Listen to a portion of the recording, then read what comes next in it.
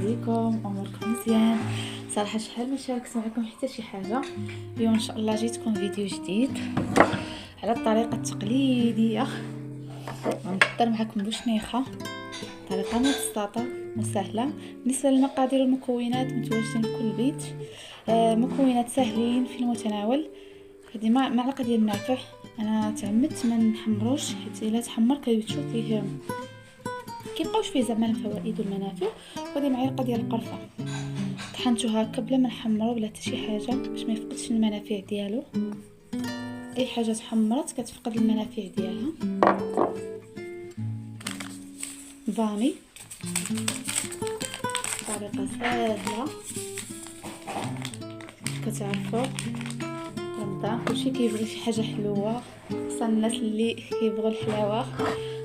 راه ساهله هذه بزاف، خصها الماكينه كتخرجها صراحه، يعني ما فيهاش تماره بزاف.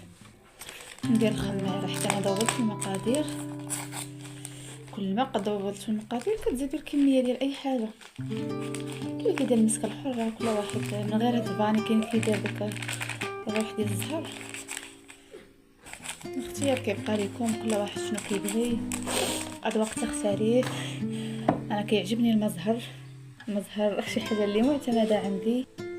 الزهر ما زهر ما ورد، كاين اللي تيقول لي ما ورد. المهم هذا كيعطي واحد النكهه زوينه، انا كيعجبني نديرو.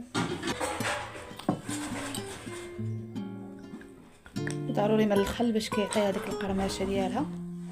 كاين اللي كيعجن غير بالمزهر، انا الحليب او الحليب عندي حتى نصاحب الزبده. انا ذوبت الزبده كامله اللذه.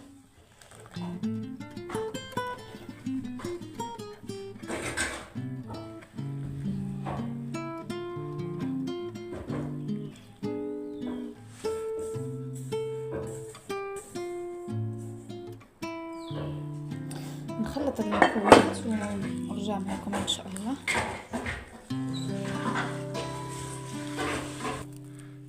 ندير الخل شي حاجه اللي زوينه، كيعطي ديك القرمشه لا في الشباكيه لا في الحلويات لا في اي حاجه لا في الكيك. كيعجبني انا الخل.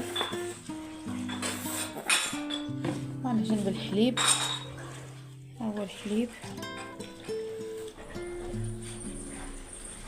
ولا ما قدمش يا اما نكمل بالمزهر ولا الماء،